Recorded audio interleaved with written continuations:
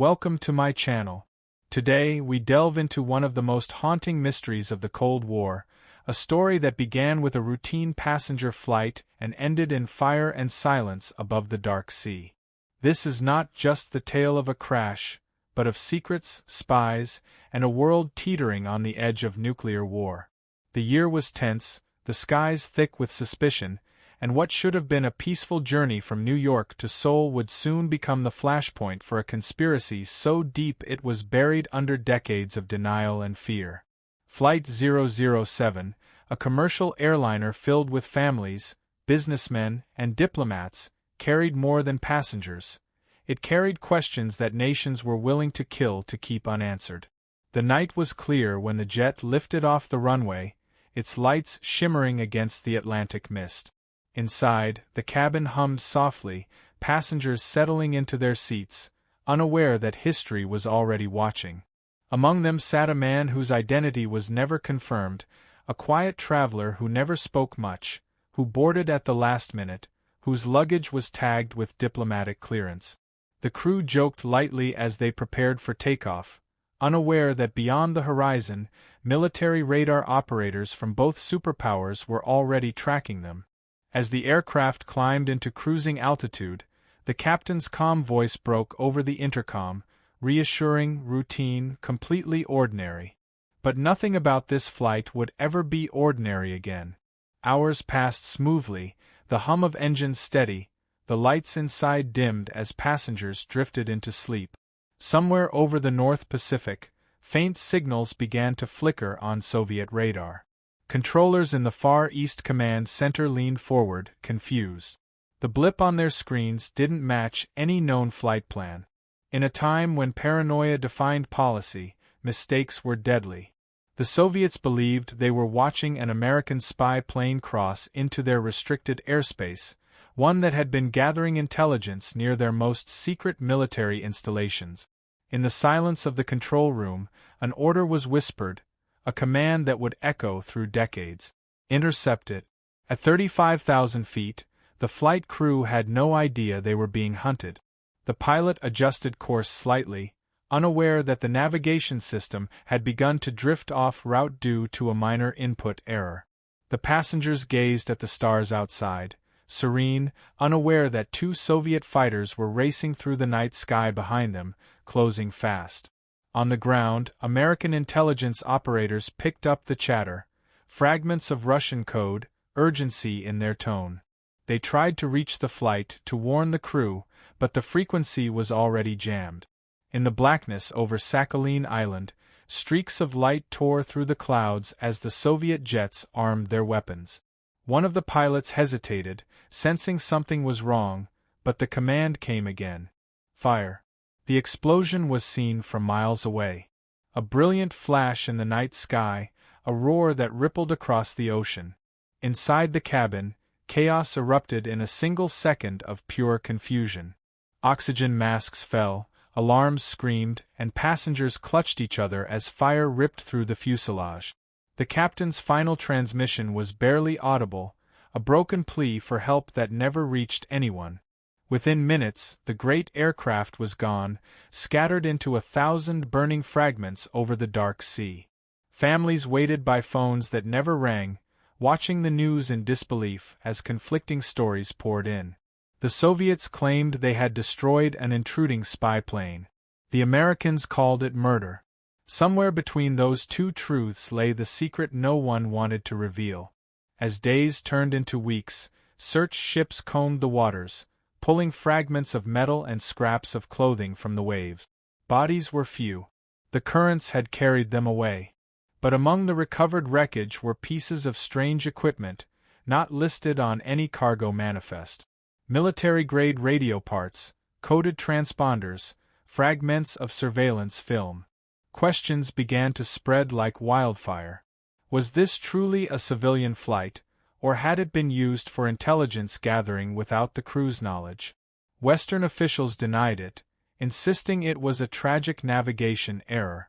But behind closed doors, both sides scrambled to bury evidence. Tapes vanished. Transcripts were rewritten. The world was told it was a mistake, but whispers from the intelligence community said otherwise. Years later, declassified documents hinted at a chilling truth. Flight 007 had been flying close to a secret American reconnaissance mission. The two aircraft shared almost identical flight paths for a time, confusing Soviet radar. To the men on the ground, it looked like one plane was pretending to be another. When the spy plane turned away, the passenger jet continued straight into danger, a ghost caught in a deadly misunderstanding. Yet some claimed it was no accident. They spoke of a coded message carried aboard, of a defector meant to expose Soviet secrets, of a desperate attempt to silence the truth before it could land. The ocean floor still holds the evidence, locked beneath decades of currents and silence, but the story lives on, in the echoes of Cold War fear, in the grief of families who never saw justice, and in the unanswered question of who really ordered the shot that ended 300 lives. Even today, when you look at the vast expanse of the Pacific, somewhere beneath those waves lies the wreck of Flight 007, a silent witness to an era when secrets were more valuable than lives, and truth was buried under the weight of power. The Cold War's deadliest secret remains unsolved, and perhaps it always will. If you found this story as haunting as we did, take a moment to subscribe to the channel. There are many more mysteries waiting in the shadows of history, and together, we'll bring them back into the light. The world awoke to chaos. News stations scrambled to make sense of the disaster, their screens filled with the grainy image of a Soviet radar map and the trembling voice of an air traffic reporter trying to explain how a passenger plane had vanished. Families crowded around televisions, their faces pale, their eyes red from sleepless nights. In Washington, the phones never stopped ringing. Every government official wanted answers, but no one had them. The official line was that Flight 007 had been lost due to a tragic navigation error. Yet deep inside intelligence offices, analysts already knew something far more sinister had taken place. Satellite images captured the moment of impact, the explosion, the fiery debris falling like a rain of metal. But one thing was missing, the reason. Why would the Soviets destroy a civilian aircraft unless they were hiding something? In Moscow, the mood was equally grim. The Soviet leadership convened an emergency meeting behind locked doors, faces tight with fear and fury. They couldn't deny the act. Their own radar logs confirmed the missile strike. But what truly frightened them was what the aircraft had been doing there. High-ranking officers argued that it had been part of a Western operation, a deliberate provocation to test Soviet defenses. Others whispered that the plane's signal had been altered, that it carried secret equipment never meant for civilian use. Officially, the Kremlin claimed it had been a spy plane disguised as a passenger jet. Privately, even some generals weren't so sure. They had seen the footage, passengers moving calmly in the cabin moments before the impact, unaware they were flying into death. On the other side of the world, President Reagan addressed the nation, his voice heavy with restrained anger.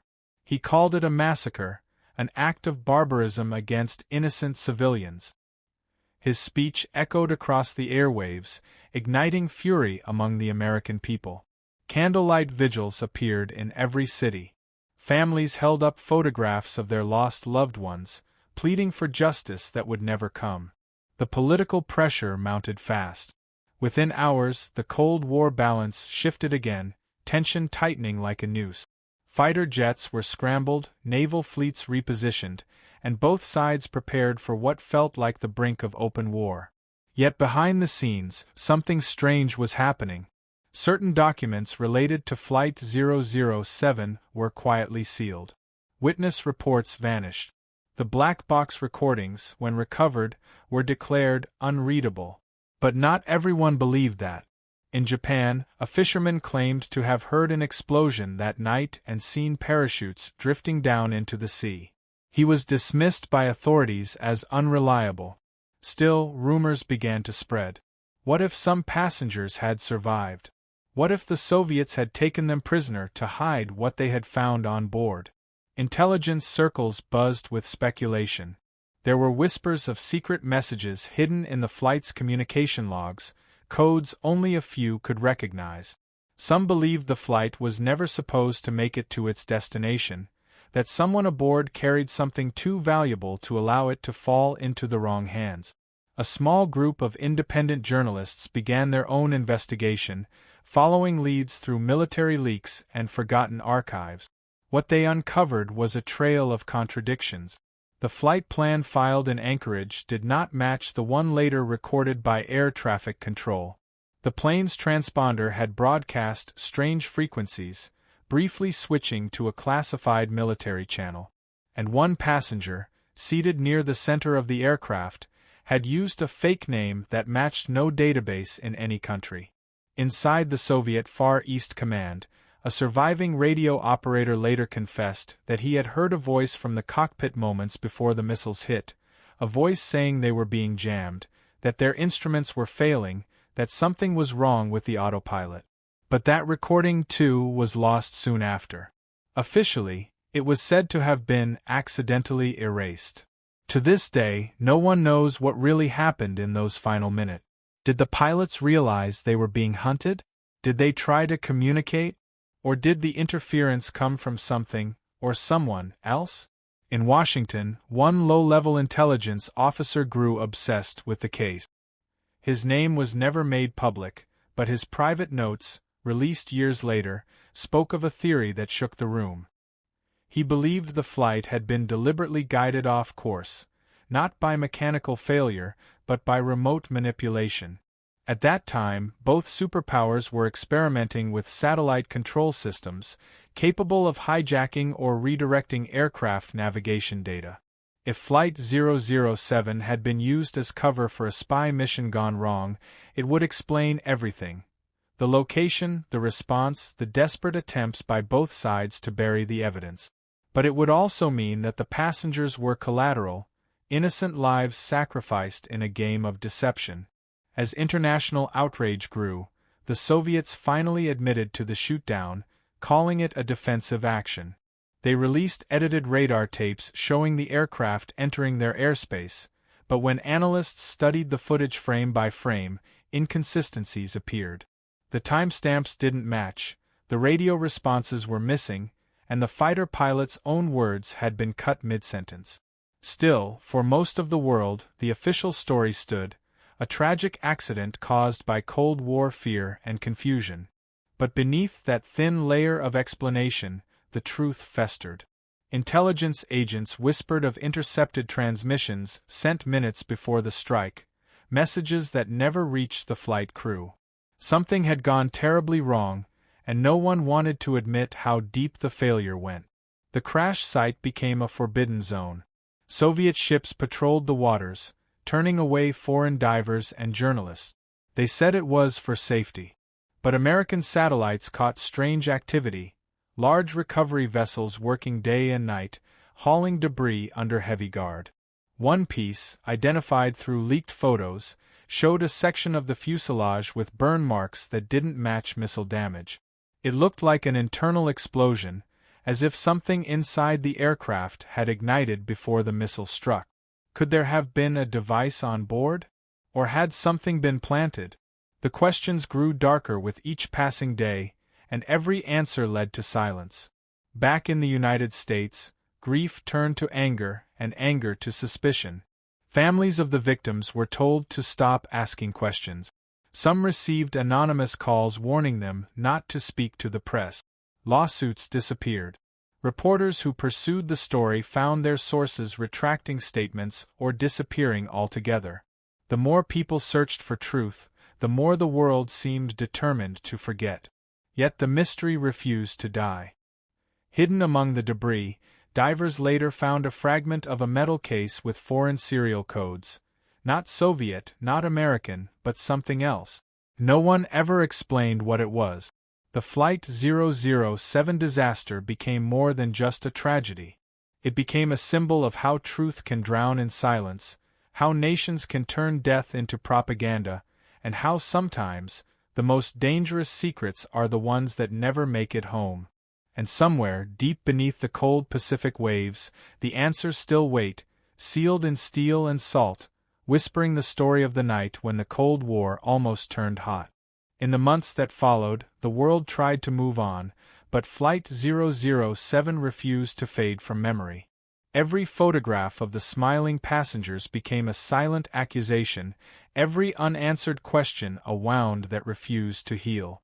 Newspapers filled their pages with theories, each one more desperate than the last. Some said it was a simple navigation error, an accident that spiraled out of control. Others swore it was espionage, that the aircraft had been carrying classified surveillance equipment for a covert mission. But beneath the noise of speculation, something darker was brewing, quiet efforts by both governments to rewrite the narrative before the truth could ever be known.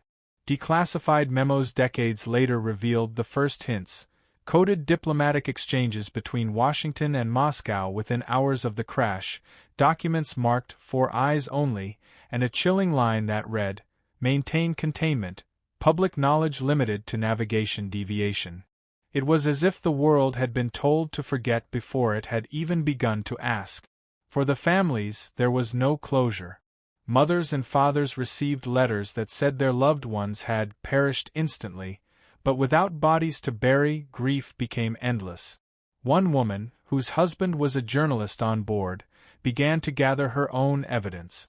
She tracked down air traffic controllers, military observers, and even fishermen who claimed to have seen wreckage days after the official search was called off. What she found was chaos and contradiction. The coordinates given to search crews were inconsistent. The black box data, supposedly destroyed by pressure and heat, had been recovered, yet the United States was denied access. Reports surfaced of Soviet divers removing sealed containers from the seabed under armed guard, far from the main debris field. The woman's findings were dismissed as conspiracy, but she persisted, her obsession growing as every official answer led to another lie. Inside intelligence circles, there was growing unease. A few analysts had seen early intercepts that suggested something extraordinary had happened that night. One message from a Soviet radar station mentioned a secondary emission source near the aircraft before it was destroyed, a term used for advanced tracking or jamming equipment. Another document from the American side hinted that the flight had deviated toward a restricted corridor where a secret military satellite was operating.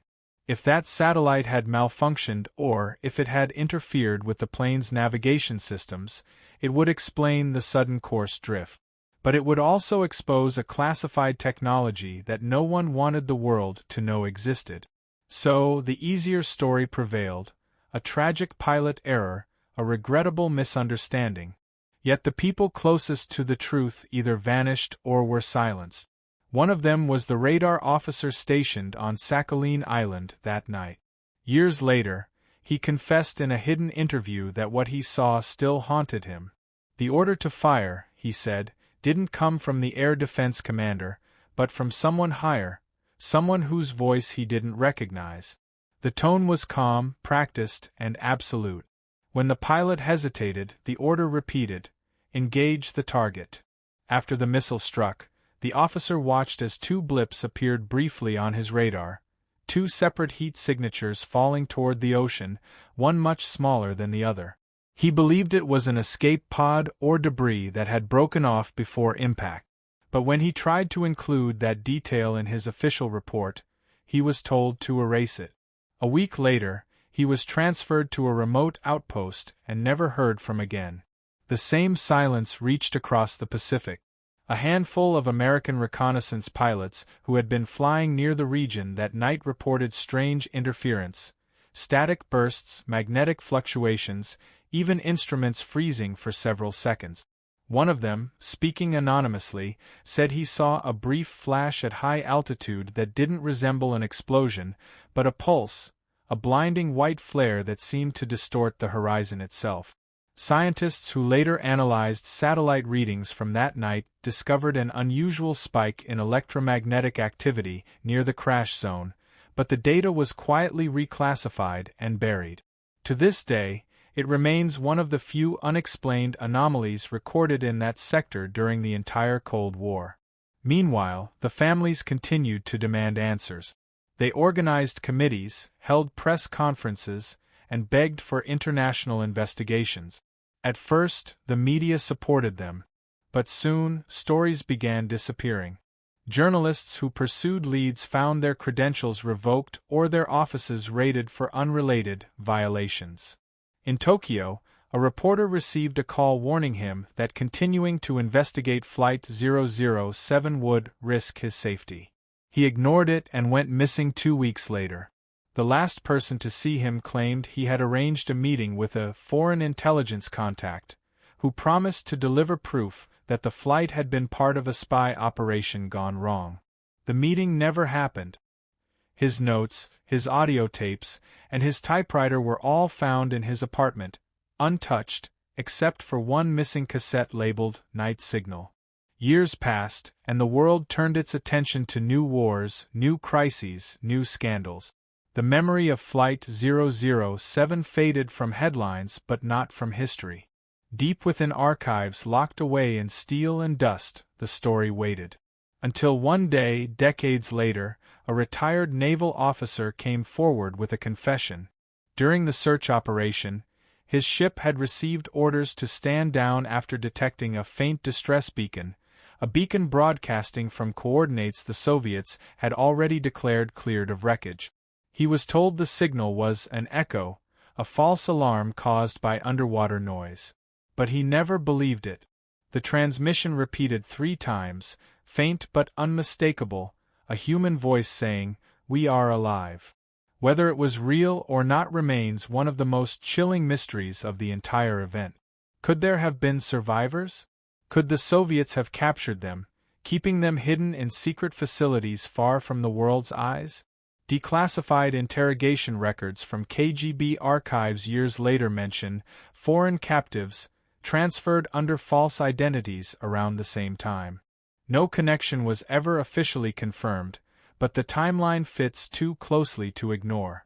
What if the passengers who survived became prisoners of a conspiracy meant to erase them from history? Even now, historians, pilots, and investigators debate the truth. Was it a tragic mistake or an act of calculated cover-up?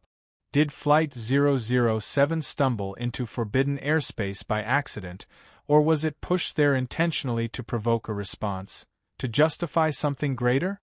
The evidence is scattered, incomplete, and sometimes contradictory, but one fact remains constant: both sides lied. The Soviet Union feared exposure of its weakness. The United States feared exposure of its involvement. And caught between them were the innocent souls who boarded a plane expecting to see their families again, never knowing they were flying straight into the heart of the Cold War's deadliest secret. In the end, all that remains are fragments: a scorched logbook, a torn pilot seat, a single child's shoe. Each piece pulled from the sea tells part of a story that no government will ever fully admit. And perhaps that's the most terrifying truth of all, that the real cause of the Flight 007 disaster wasn't human error or mechanical failure, but the quiet, merciless logic of a world built on secrets, where lives are expendable and truth is the first casualty of war. The decades that followed turned Flight 007 into a ghost story whispered through history books and conspiracy forums, but beneath the layers of myth, there was something painfully real, pain that never faded, evidence that never surfaced, and a silence so deliberate it could only mean one thing: someone was still hiding something. The official investigations, both East and West, wrapped themselves in technical language and diplomatic vagueness. They spoke of radar drift, of navigational errors, of poor communication, but behind closed doors, the men who wrote those reports were terrified. Intelligence insiders later admitted that early satellite intercepts had shown something far more complicated than a lost aircraft. The plane's flight path wasn't a simple mistake. It followed a pattern that almost mirrored an American reconnaissance route that had been flown just hours earlier. To Soviet eyes, it looked like a decoy. To American analysts, it looked like bait. And for the passengers, it became a death sentence. Inside the archives of the National Security Agency, One declassified memo hinted at what might have truly happened. It spoke of a project known only as Ghost Line, a covert electronic operation meant to test Soviet airspace responses. The plan was to use standard civilian frequencies to mask surveillance transmissions. If this theory was true, Flight 007 may have been flying through the same corridor at the worst possible time, its signals blending with those of an intelligence aircraft that was never supposed to be detected. When the Soviets fired, they weren't just reacting to one blip, they were reacting to two intertwined signals that made the skies themselves lie. The official denials on both sides were a performance, a desperate attempt to prevent the world from realizing that 300 innocent lives had been lost because two empires were playing chess with radar shadows. Meanwhile, the families of the victims were fighting their own war, not against governments but against time. They organized hearings, wrote letters, demanded access to files that were always under review. Decades later, they learned that both governments had more data than they admitted. The Americans had intercepted Soviet pilot radio chatter seconds before the missiles launched. The Soviets had recovered flight recorders but only released edited transcript. The true tapes, many believed, contained not panic but disbelief. Voices in the cockpit asking why their instruments were failing, why their coordinates didn't match, why the stars themselves seemed to have shifted. If those tapes ever saw daylight, they could destroy the official story forever. But they never did.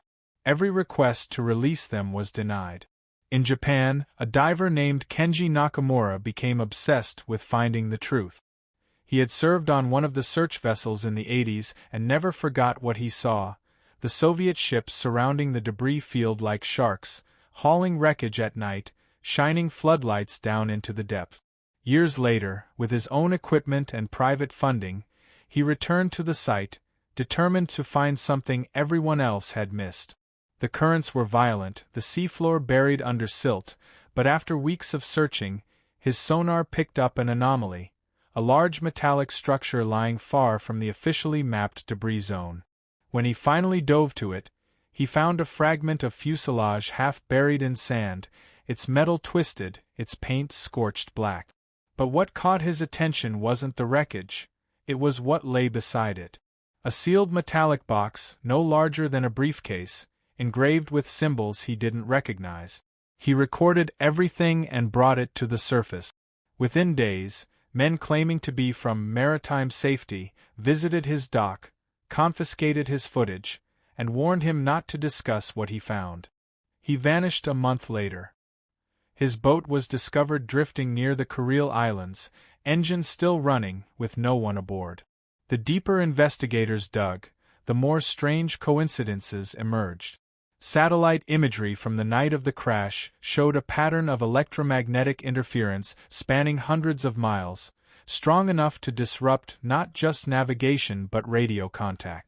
Scientists believed it was caused by an experimental radar field test, something neither nation ever admitted to running. This interference, combined with poor mapping data and Cold War paranoia, could have created the perfect storm. Yet, there were whispers that this wasn't coincidence at all, but deliberate.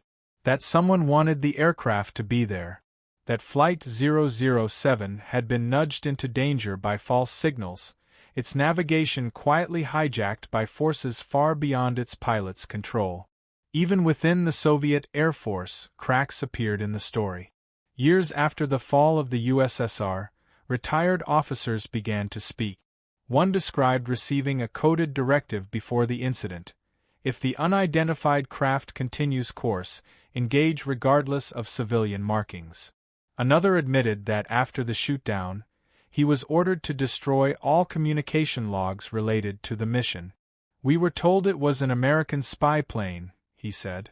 "But later we saw the photos. It wasn't. And none of us slept again." Yet every time a witness spoke, documents disappeared. Evidence burned. It was as though history itself was being rewritten by invisible hands.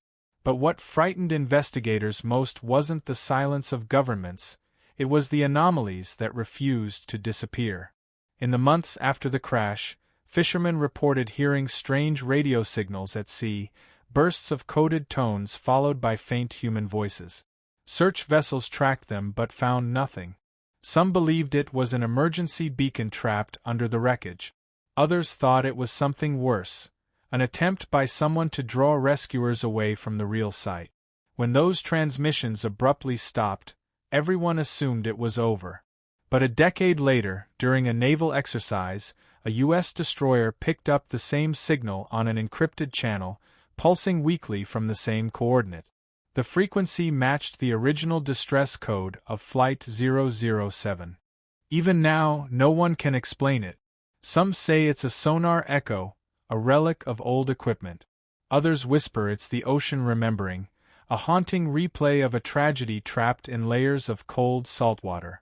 Yet a few insist that not all the passengers died instantly, that at least part of the fuselage sank intact, with pockets of trapped air keeping it pressurized for hours before the sea finally claimed it. That possibility, horrifying and miraculous, made recovery teams pause every time they returned to the site. What if they had been listening to ghosts? Or worse, what if they hadn't been ghosts at all? By the end of the century, both nations quietly agreed to classify the final investigation results indefinitely. The official line became the one everyone already knew, a tragic error, an unfortunate act of defense. But those who had seen the unedited data, scientists, analysts, airmen, knew there was no error. The missile had locked onto the flight precisely. It had been tracked, targeted, and destroyed with full confirmation of its civilian identity. That meant someone wanted it gone, not mistaken. Someone had decided that whatever was on that plane was more dangerous alive than dead. Whether it was a person, a document, or a device, no one outside the shadows would ever learn. The Cold War ended, the Soviet Union collapsed, and the world turned its gaze elsewhere. But for those who remembered, Flight 007 remained the silent echo of what unchecked secrecy could do. The ocean still guards the truth, the wreckage lying buried beneath decades of silt, untouched by light, watched only by the quiet weight of history. And in that eternal darkness, where the Pacific swallows all noise, the whispers of that night still linger, faint, distant, and unrelenting. Because some tragedies never die, they simply wait for the world to listen again. The truth, it seemed, had sunk with the wreckage, but truth has a strange way of refusing to stay buried. Decades after the tragedy, when the Cold War had faded into textbooks and museum displays, a small group of historians, journalists, and retired pilots began piecing together fragments that both governments had spent years trying to erase. They called themselves the Seventh Line Project, named after the flight number that had become shorthand for betrayal. Among them was a woman named Laura Morrison, the daughter of one of the flight attendants aboard Flight 007. She had been a child when her mother disappeared into that endless sky, and she had grown up surrounded by unanswered questions and hollow condolences. As an adult, she devoted her life to uncovering what really happened that night, not out of revenge, but out of need, the desperate, human need to understand why. Her investigation began where official reports ended. She filed hundreds of Freedom of Information requests, visited archives in Washington, Tokyo, and Moscow, and even interviewed surviving Soviet officers. Most denied knowing anything. Some laughed at her, calling it an old story best left in peace. But one man, a former air defense technician, agreed to meet her in secret. They met in a small apartment outside St. Petersburg, the curtains drawn, his hands trembling from age and memory. What he told her changed everything. He claimed the radar logs she'd seen in the official reports were incomplete, that a second, unidentified aircraft had been detected moments before the missiles were launched, flying parallel to Flight 007. It was smaller, faster, and vanished from the radar seconds after the explosion. He was sure of what he saw, but when he tried to document it, his report was confiscated, and he was reassigned to a remote base the next day. He gave Laura one warning before she left. "Don't trust anyone who says they want to help you," he said quietly. "They're still watching this story." Laura returned home shaken, but more determined than ever. She began cross-referencing declassified communications from the U.S. Pacific Command, hoping to find evidence of that second aircraft. Most files had been redacted, but in one forgotten folder labeled Communications Relay Anomalies, she found a brief notation.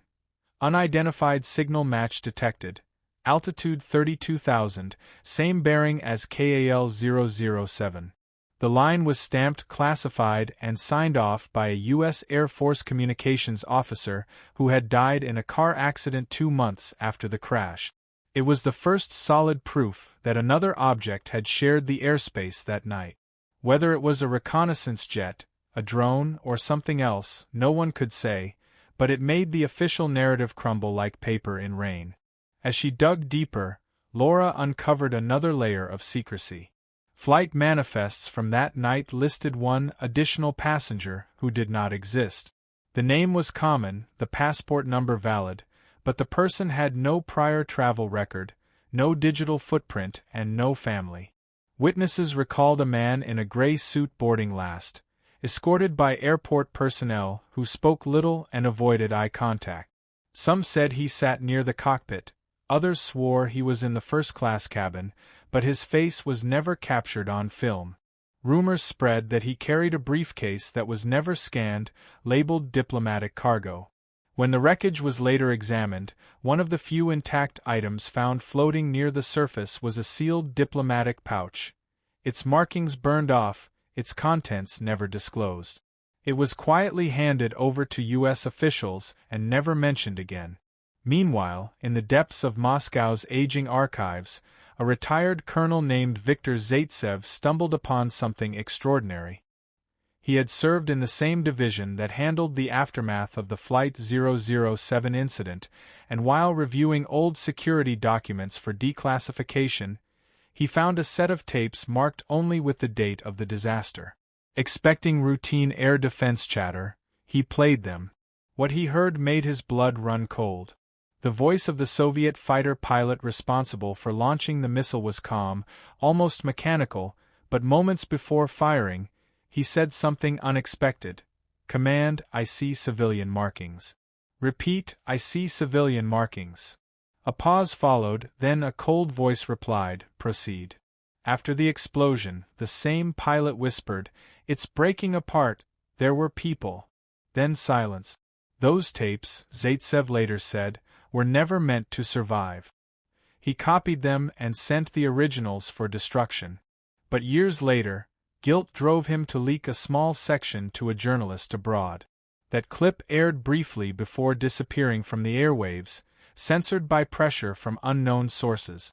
The message was clear. The truth was still too dangerous. As Laura's research gained traction online, strange things began happening. Her emails were hacked. Her calls were monitored. 2 of her collaborators reported being followed.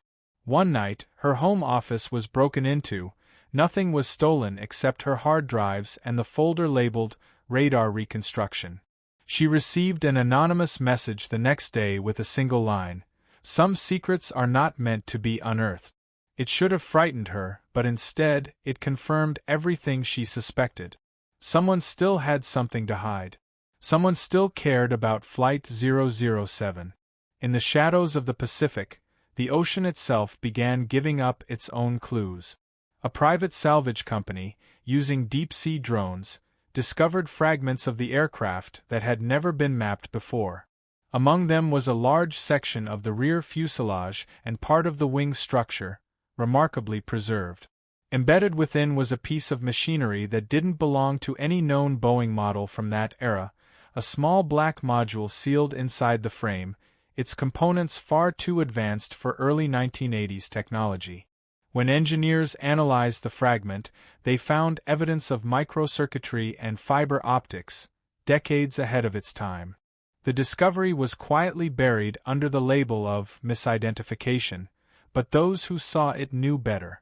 It was as though the aircraft had been modified, perhaps without the airline's knowledge. Perhaps even without the crews. Then came the revelation that shattered everything. A retired intelligence analyst revealed that 2 days before the crash, A top-secret message had been transmitted between American and South Korean military unit. It contained a phrase that baffled historians for years: Operation Bright Star, civilian mask confirmed. No one could determine its meaning, but in the context of Flight 007, it sent shockwave. Was the airliner being used as part of an intelligence cover? Was it carrying surveillance data from a nearby reconnaissance flight? The implications were devastating. If true, it meant the passengers had been unwitting pawns in a spy game they never agreed to play, a game that ended in a sea of fire. Yet, even after all this, the question remained: why the silence? Why, after decades, would both sides still guard this story as though it were radioactive? The answer may lie not in politics but in fear. Fear of what the truth would reveal, not just about governments but about humanity itself. The realization that even the most innocent lives can be sacrificed at the altar of power, that morality bends easily when nations cloak themselves in secrecy. Late one night, standing by the Pacific shore, Laura looked out at the black water, listening to the waves that had swallowed her mother's last moments. Somewhere beneath that endless dark lay answers she might never find. But as the tide whispered against the sand, she thought of something the old radar technician had told her before she left Russia. "The sea remembers," he had said. "It doesn't forget like men do." And perhaps that is why, even now, in the stillness of the ocean floor, amid the rusting remains of Flight 007, the truth waits. The truth that was never meant to surface. The truth that might, one day, finally rise from the silence. Years turned into decades, but the story of Flight 007 never truly ended. It simply changed shape, mutating into a haunting legacy whispered in air museums, intelligence corridors, and the quiet grief of those who still looked at the sky and wondered what really happened that night. Time had erased the borders of blame, yet beneath the calm surface of diplomacy, the ghosts of that flight continued to ripple through history. Governments tried to bury it beneath treaties and apologies, but the deeper one dug, the clearer it became. Flight 007 wasn't just a tragedy of war, it was a mirror held up to humanity's most dangerous truth: the cost of silence in a world built on secrets. By the early 2000s, digital archives began to open cracks in the wall of lies. New technology allowed analysts to reconstruct radar data once considered lost. Independent researchers recreated the final minutes of the flight, piecing together signals from multiple nations' tracking stations. What emerged stunned even the most skeptical investigators. The flight's path didn't veer randomly. It was pulled, line by line, into a corridor that matched the Soviet Union's most sensitive missile testing zone. It was as if someone, or something, had quietly redirected the jet, using its transponder as a puppet. Navigation systems from that era were vulnerable to interference, and both sides of the Cold War had experimented with manipulating radio beacons to mislead enemy aircraft. The haunting question arose: was Flight 007 hijacked not by people, but by invisible hands in the ether? In a dim office in Washington, an aging intelligence officer known only as Reed finally agreed to speak off record. He had served in the Pacific Command during the Cold War and claimed to have seen a classified briefing the morning after the shootdown. His memory was clouded by age, but his voice carried a quiet certainty. "They knew the risk," he said. "They used that plane." When asked who he meant by they, he paused. "Both sides," he whispered. Each thought they could control the story, and neither did. The plane was the price. When pressed for proof, he simply shook his head. "You'll never find a document," he said. "They wrote that part of history in disappearing ink."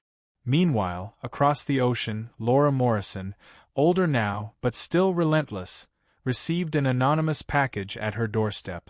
Inside was a worn envelope containing a single photograph and a note. The photo showed the wreckage of a cockpit instrument panel, half buried in sand, stamped with a U.S. serial number. The note read, "The sea still keeps its secrets, but not forever." There was no return address, no fingerprints, no clues.